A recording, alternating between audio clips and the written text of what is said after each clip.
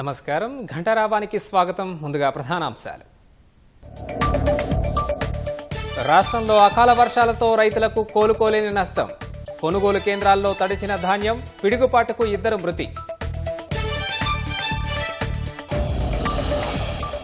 హైదరాబాద్లో భారీ వర్షానికి చెరువుల్ని తలపించిన రోడ్లు. తీవ్ర ఇబ్బందులు ఎదుర్కొన్న వాహనదారు.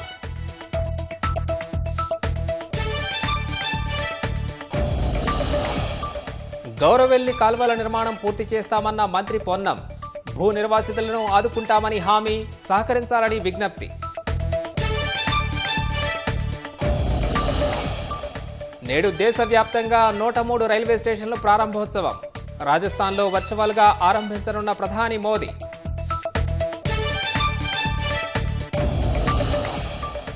జూలై 8లోపు భారత్ అమెరికా మధ్య వాణిజ్య ఒప్పందం. ఆలోగా సుంకాలపై అవగాహన వచ్చే యోచనలో ఇరు దేశాలు.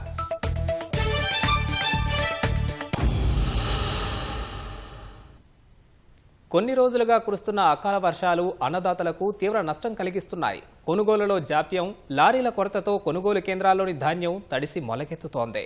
రెక్కలు ముక్కలు చేసుకుని పండించిన పంట కళ్ల ముందే కొట్టుకుపోతుంటే రైతులు కన్నీరు మున్నీరవుతున్నారు. టార్పాలిన్లు సరిపడా లేక పలుచోట్ల పరదాలు కప్పినప్పటికీ ధాన్యపు రాసుల కిందకు నీరు చేరింది. మహబూబాబాద్ జిల్లాలో పిడుగుపాటుకు 2 మృతి చెందారు. హైదరాబాద్లో భారీ వర్షానికి రోడ్లు చెరువుల్ని తలపించాయి. రాష్ట్ర వ్యాప్తంగా కురిసిన అకాల వర్షాలు అన్నదాతను అతలాకుతలం చేశాయి. ఆరుగాలం శ్రమించిన పంట వానకు తడిసి ముద్దైంది. పలుచోట్ల కొనుగోలు కేంద్రాల్లో ధాన్యం కొట్టుకుపోయింది. వరంగల్ జిల్లా నర్సంపేటలోని వ్యవసాయ మార్కెట్ కొనుగోలు కేంద్రం చెరువును తలపించింది. వరద నీటికి ధాన్యం కొట్టుకుపోయింది.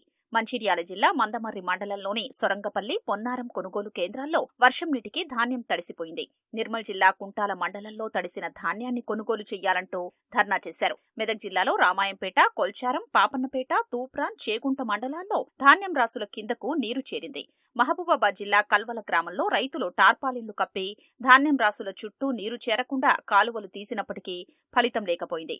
మహబూబాబాద్ జిల్లాలో పిడుగుపాటుకు కేశబోయి చేరాలు, మైదం ప్రవీణ్ అనే 2 వ్యక్తులు మృతి చెందారు.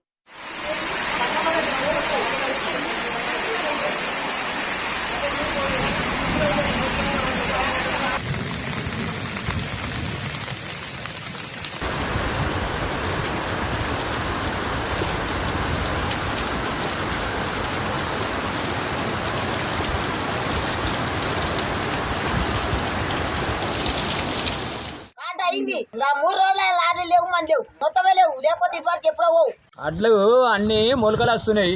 ఓ తాటిపత్రి లేవు, పెద్ద గోస అవుతున్నాము. ఎన్ని కొనుకొచ్చిన జాలతలేవు.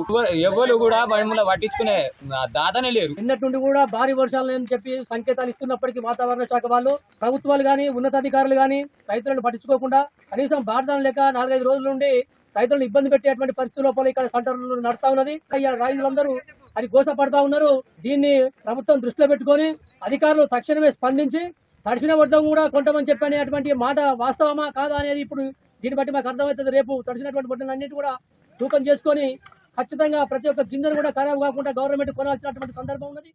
జయశంకర్ భూపాలపల్లి జిల్లా కాళేశ్వరంలో కురిసిన భారీ వర్షానికి పుష్కర ఘాట్లు, ఆలయం వద్ద టెంట్లు, పందిర్లలో నీరు చేరి కుంగిపోయాయి. రోడ్లన్నీ బురదమయం కాగా భక్తులు తీవ్ర ఇబ్బందులు ఎదుర్కొన్నారు. రోడ్డుపై ఏర్పాటు చేసిన స్వాగత తోరణం, మంత్రి శ్రీధర్ బాబు, సీఎం రేవంత్ రెడ్డి కటౌట్లు విరిగి నేల కొరిగాయి. క్షేత్రస్థాయికి వెళ్లిన కలెక్టర్ రాహుల్ శర్మ వర్షంలో తిరుగుతూ పరిస్థితిని సమీక్షించారు. భక్తులకు ఇబ్బందులు లేకుండా చర్యలు చేపట్టాలని సూచించారు.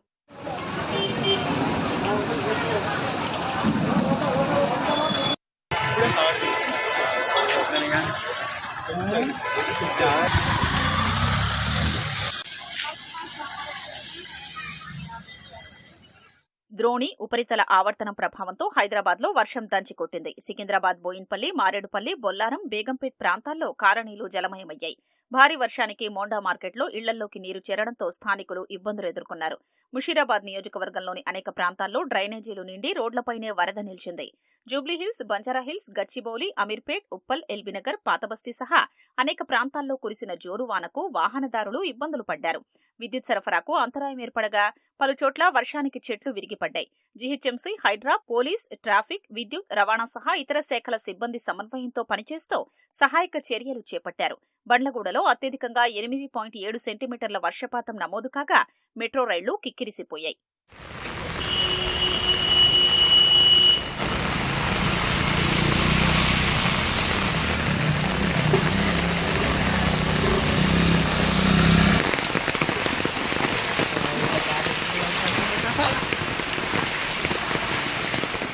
మూడు రోజుల పాటు వర్షాలు కురుస్తాయని ఇప్పటికే వాతావరణ శాఖ ప్రకటించిన నేపథ్యంలో అత్యవసరమైతే తప్ప ప్రజలు బయటకు రావొద్దని అధికారులు సూచించారు.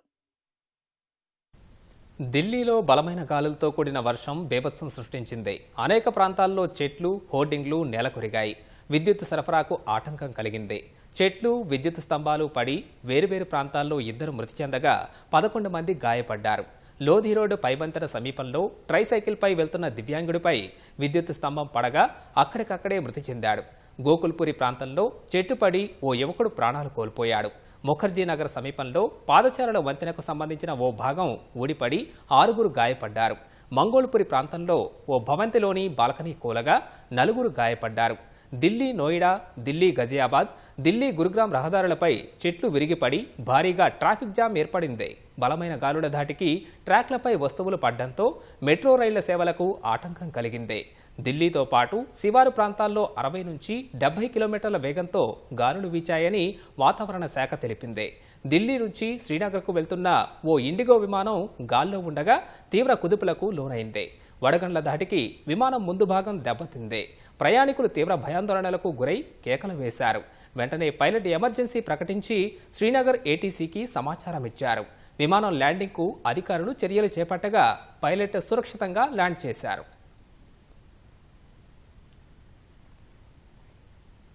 వచ్చే ఏడాది మార్చి 31 నాటికి నక్సల్స్ రహిత భారతావని లక్ష్యంగా కేంద్ర ప్రభుత్వం చేపట్టిన ఆపరేషన్లో భద్రతా బలగాలు కీలక విజయం సాధించాయి.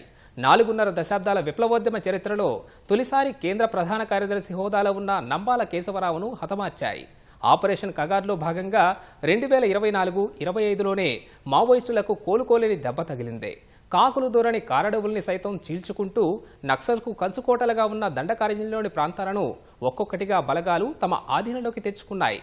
ఏడాదిన్నర కాలంలోనే 330 మంది మావోయిస్టులు మృతి చెందగా నక్సల్ ఉద్యమానికి కోలుకోలేని దెబ్బ తగిలింది. దశాబ్దాల పాటు ఎత్తుకు పై ఎత్తులు, వ్యూహాలకు ప్రతివ్యూహాలతో మావోయిస్టులు, భద్రతా బలగాల మధ్య దండకారణ్యంలో సాగుతోన్న పోరు ఒకెత్తైతే నక్సల్ మిషన్ 2026 మరో ఎత్తుగా నిలిచింది. వామపక్ష తీవ్రవాదంపై యుద్ధం ప్రకటించిన భద్రతా బలగాలు నక్సల్స్ ఇలాకా అబూజ్మడ్లోనూ గతేడాది కాలుమోపాయి. 2024లో దండకారణ్యంలో మావోయిస్టుల సంచారంపై ఉక్కుపాదం మోపేలా భద్రతా బలగాలు ప్రతి అడుగు వ్యూహాత్మకంగా వేస్తూ వచ్చాయి. మావోయిస్టులకు ప్రధాన స్థావరాలుగా ఉన్న బీజాపూర్, సుక్మా, నారాయణపూర్, అబూజ్మడ్ ప్రాంతాల్లో ముమ్మర కూంబింగ్లతో మావోయిస్టులను ఉక్కిరిబిక్కిరి చేశారు. మావోయిస్టులకు పెట్టని కోటలుగా ఉన్న దండకారణ్యంలోని ప్రాంతాల్లోనూ పాగా వేసుకుంటూ ఆపరేషన్ను కొనసాగించారు. ఇక మావోయిస్టులకు ప్రధాన కేంద్రంగా ఉన్న కర్రెగుట్టలను జల్లెడ పట్టేందుకు ఏకంగా 24,000 మంది భద్రతా బలగాలను రంగంలోకి దింపి ఆపరేషన్ చేపట్టారు. దాదాపు 20 రోజుల పాటు సాగిన ఈ ఆపరేషన్లో 30 మంది మావోయిస్టులకు పైగా మృత్యువాత పడ్డారు.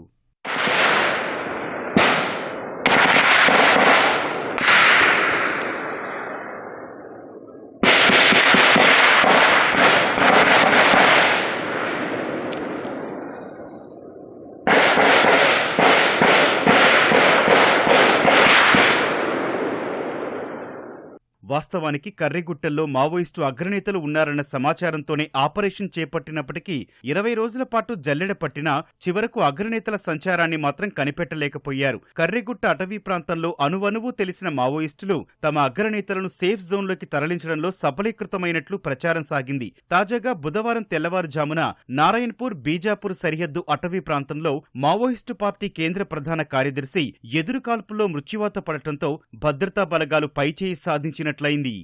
मुठभेड़ के उपरांत इलाका का सर्चिंग के दौरान कुल 27 माओवादियों का डेड बॉडी बरामद की गए थे।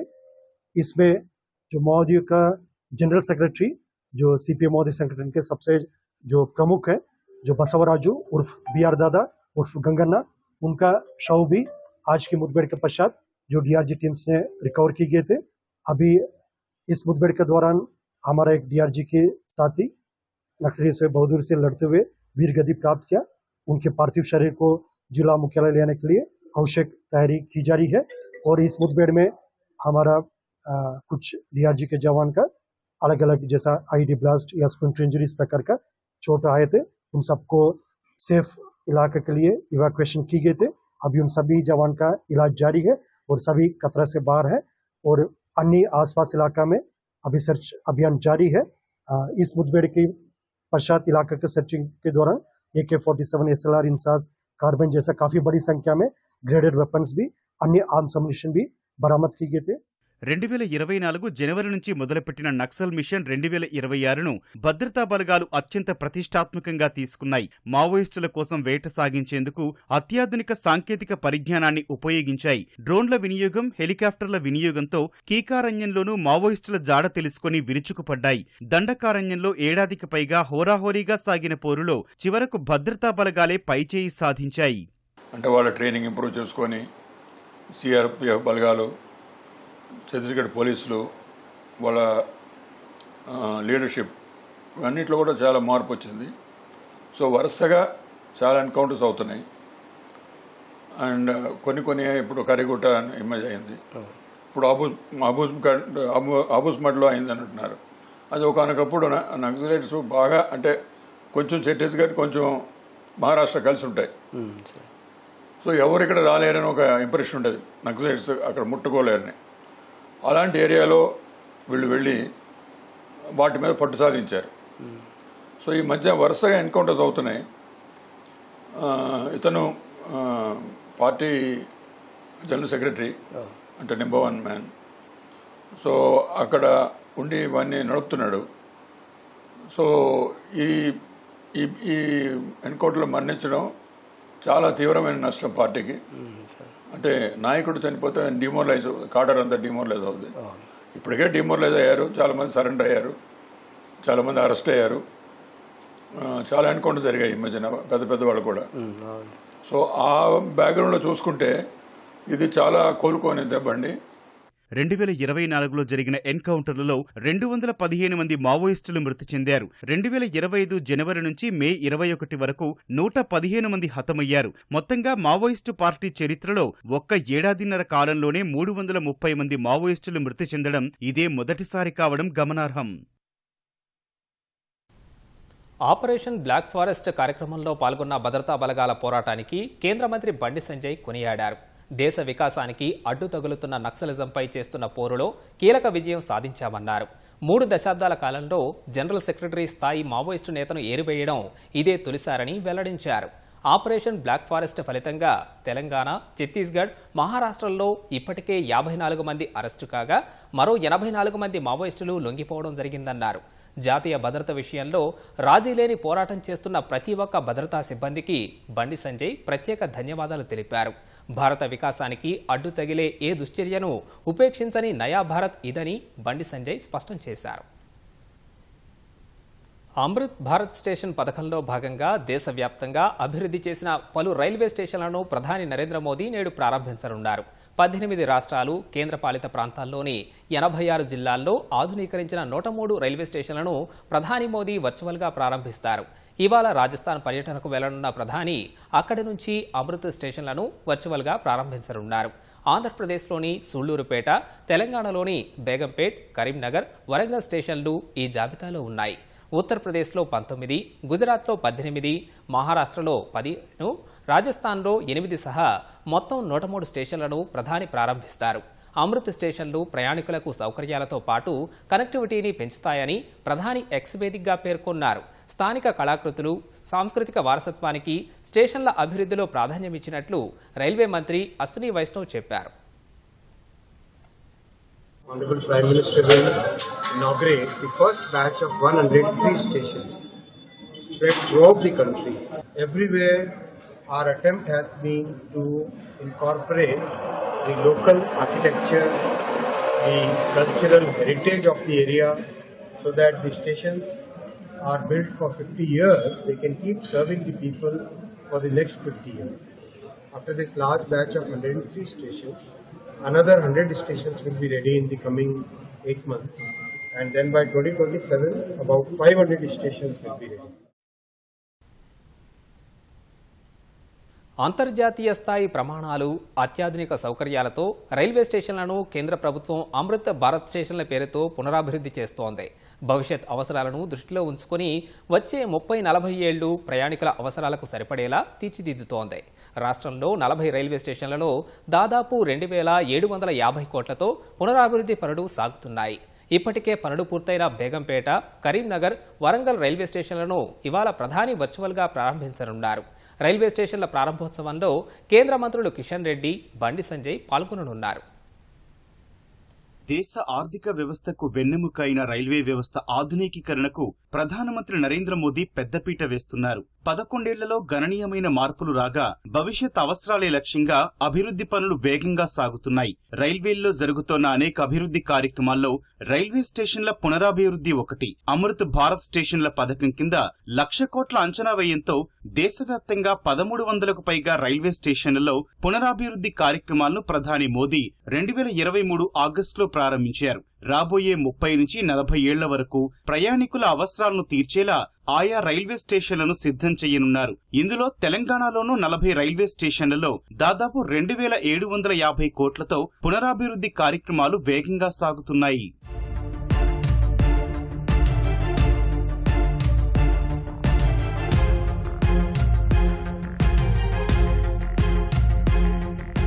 అత్యాధునిక సౌకర్యాలతో ఇప్పటికే తెలంగాణలో 3 స్టేషన్ల అభివృద్ధి పనులు పూర్తయ్యాయి. ఇందులో బేగంపేట, కరీంనగర్, వరంగల్ రైల్వే స్టేషన్లు ఉండగా బేగంపేట రైల్వే స్టేషన్ పూర్తిగా మహిళా ఉద్యోగులతో నడవనుండటం విశేషం. పునరాభివృద్ధి పనులు జరుగుతోన్న అన్ని రైల్వే స్టేషన్లలో ఆయా ప్రాంతాల్లోని సంస్కృతి, సంప్రదాయాలను ప్రతిబింబించేలా ముఖద్వారం, స్టేషన్ ప్రధాన భవనాల నిర్మాణం సాగుతోంది. అంతేకాకుండా స్టేషన్ లోపల ప్రయాణికులకు అనువుగా ఫుట్పాత్లు, విశాలమైన ఓవర్ బ్రిడ్జిలు, లిఫ్టులు, ఎస్కలేటర్లు, వెయిటింగ్ హాల్స్, బుకింగ్ ఆఫీస్, టాయిలెట్ల నిర్మాణం, సైనేజ్ బోర్డుల ఏర్పాటు వంటి అనేక అభివృద్ధి కార్యక్రమాలు జరుగుతున్నాయి.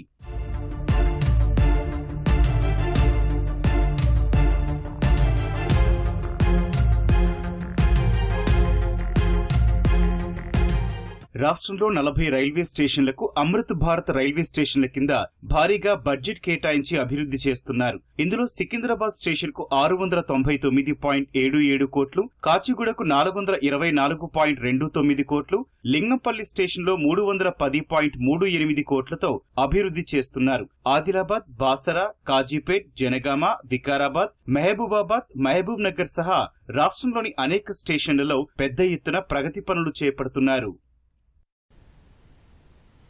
గౌరవెల్లి కాలువల నిర్మాణం పూర్తి చేసి ప్రతి ఎకరాకు సాగునీరందిస్తామని మంత్రి పొన్నం ప్రభాకర్ తెలిపారు. సిద్దిపేట జిల్లా అక్కన్నపేట మండల కాంగ్రెస్ పార్టీ సంస్థాగత నిర్మాణ సన్నాహక సమావేశంలో మంత్రి పొన్నం పాల్గొన్నారు. హుస్నాబాద్ నియోజకవర్గంలోని బ్లాక్, మండల, పట్టణ, గ్రామ శాఖ అధ్యక్ష స్థానాలకు పీసీసీ రూపొందించిన ఫార్మాట్లో దరఖాస్తుల స్వీకరణ జరుగుతుందన్నారు. గ్రామాల్లో కాంగ్రెస్ పార్టీని పునర్వ్యవస్థీకరించాలని, ఇంటింటికెళ్లి ప్రభుత్వ కార్యక్రమాలను వివరించాలన్నారు. స్థానిక సంస్థల ఎన్నికల్లో కాంగ్రెస్ పార్టీ సత్తా చాటాలని శ్రేణులకు దిశానిర్దేశం చేశారు. అర్హత ఉన్న అందరికీ రేషన్ కార్డులు ఇస్తామని మంత్రి స్పష్టం చేశారు. హుస్నాబాద్ నుంచి అక్కన్నపేట మీదుగా జనగామ రహదారిని 4 లైన్లుగా మార్చేందుకు కేంద్ర మంత్రి గడ్కరీ అంగీకరించారని తెలిపారు. అనంతరం హుస్నాబాద్ ప్రభుత్వాసుపత్రిని సందర్శించిన మంత్రి పట్టణానికి మెడికల్ కాలేజీ తీసుకురావాలనే సంకల్పంతో పనిచేస్తున్నట్లు వెల్లడించారు. నిద్రపోనిస్తలేను ఆ పని మీద గౌరవాలకు సంబంధించి అది చేయించే బాధ్యత నాది. కాలంలో తెప్పించి ఊరూరా నేను తీసుకొచ్చేటువంటి విధంగా నేను శ్రమ పడతా, నా బాధ్యత అనే మాట మనవి చేస్తా ఉన్నా. కొంతమంది భూమి వస్తుండొచ్చు, గత ప్రభుత్వం లేక కొట్లాడ వాళ్ళతోటి ఎవరైనా కొద్దిగా ముండేస్తే 4 నీళ్లు నేను కూడా వచ్చి వాళ్ళకి దండం పెడతా. ఇది గ్రామానికి ఉపయోగపడుతుంది. కాలువ ద్వారా నీళ్లు వస్తాయి. ఈ కాలువను అడ్డుకునే ప్రయత్నం వద్దు, పోతుండొచ్చు, మీకు నష్టమైతుంది అని వాళ్ళందరికీ నేను ఈ సందర్భంగా విజ్ఞప్తి చేస్తా ఉన్నా. అదే కాదు, ఇలా ఈ యొక్క గౌరవెల్లి ప్రాజెక్టుకు సంబంధించి భూ నిర్వాసితులతో ఇక్కడ రాజరెడ్డి ఉన్నాడు, లేదా మిగతా పెద్ద అన్ని రకాల సమస్యలు పరిష్కరించడానికి ప్రత్యేకమైన శ్రద్ధ పెట్టి వాటిని ఎట్లనన్నా అధిగమించాలనేటువంటి ప్రయత్నం చేస్తా ఉన్నా. పంచాయతీలకు పెండింగ్ బిల్లుల చెల్లింపుల కోసం రాష్ట్ర ప్రభుత్వం 153 కోట్ల రూపాయలు విడుదల చేసింది. రాష్ట్ర వ్యాప్తంగా పంచాయతీల్లోని 9,990 బిల్లులు ఒకే రోజు క్లియర్ చేసింది. 10 లక్షల రూపాయలలోపు బిల్లులను చెల్లించింది. గతేడాది ఆగస్టు వరకు పెండింగ్లో ఉన్న బిల్లులకు ప్రభుత్వం మొదట ప్రాధాన్యమిచ్చింది. పెండింగ్ బిల్లుల కోసం మాజీ సర్పంచులు కొంతకాలంగా ఆందోళన చేస్తున్నారు. ప్రత్యేక అభివృద్ధి నిధి ఎస్టీఎఫ్ కింద చేపట్టిన పనుల కోసం మరో 85 కోట్ల రూపాయలను ప్రభుత్వం విడుదల చేసింది. భూ ఆక్రమణలు, కబ్జాలపై ప్రజావాణిలో అందుతున్న ఫిర్యాదులపై హైడ్రా కమిషనర్ రంగనాథ్ క్షేత్రస్థాయిలో పర్యటిస్తూ బాధితులకు భరోసా కల్పిస్తున్నారు. ఈ మేరకు శేరిలింగంపల్లి మండలం గోపన్పల్లిలో పర్యటించిన రంగనాథ్ అక్కడి ఫ్లాట్ ఓనర్ల సంఘం ఇచ్చిన ఫిర్యాదుపై వాకబు చేశారు. 1985లో 184 ఎకరాల పరిధిలో 850కి పైగా ఫ్లాట్లతో లేఅవుట్ వేయగా తామంతా కొనుగోలు చేశామని, 2021 కరోనా సమయంలో కొంతమంది లేఅవుట్ మొత్తాన్ని కబ్జా చేశారని యజమానులు వాపోయారు. రహదారులు, పార్కులను కలిపేసి వ్యవసాయ భూమిగా మార్చారని, అందులో ఉన్న దేవుడి గుడిని సైతం ఆక్రమించారని వివరించారు. ఈ విషయంపై సుప్రీంకోర్టు కూడా బాధితులకు న్యాయం చేయాలని ఆదేశించిన జీహెచ్ఎంసీ డిప్యూటీ కమిషనర్ పట్టించుకోలేదని ఆరోపించారు. నిత్యం వందలాది మంది బౌన్సర్లను కాపలా పెట్టి తమపై దాడులు చేస్తున్నారని కన్నీటి పర్యంతమయ్యారు. ఫిర్యాదుదారులు చెప్పిన విషయాలన్నీ కూలంకషంగా విన్న రంగనాథ్ వారం 10 రోజుల్లో ఇరుపక్షాలను పిలిచి అన్ని కోణాల్లో పరిశీలించి న్యాయం జరిగేలా చూస్తారని హామీ ఇచ్చారు. మేడ్చల్ జిల్లా చెంగిచెర్ల, బోడుప్పల్ ప్రాంతాల్లోనూ పర్యటించి ఆక్రమణలపై అందిన ఫిర్యాదులపై స్థానికులతో చర్చించారు. హైదరాబాద్ శిల్పారామంలో మిస్ వరల్డ్ కంటెస్టెంట్లు సందడి చేశారు. ఉదయం శిల్పారామం వచ్చిన మిస్ వరల్డ్ కంటెస్టెంట్లకు అధికారులు ఘనస్వాగతం పలికారు. సంప్రదాయ నృత్యాలతో ఆహ్వానం పలికారు. ప్రత్యేకంగా ఏర్పాటు చేసిన స్టాళ్లలో ఉత్సాహంగా కలియ తిరిగారు. అనంతరం బతుకమ్మకు పూజలు చేసి ఆడిపాడారు.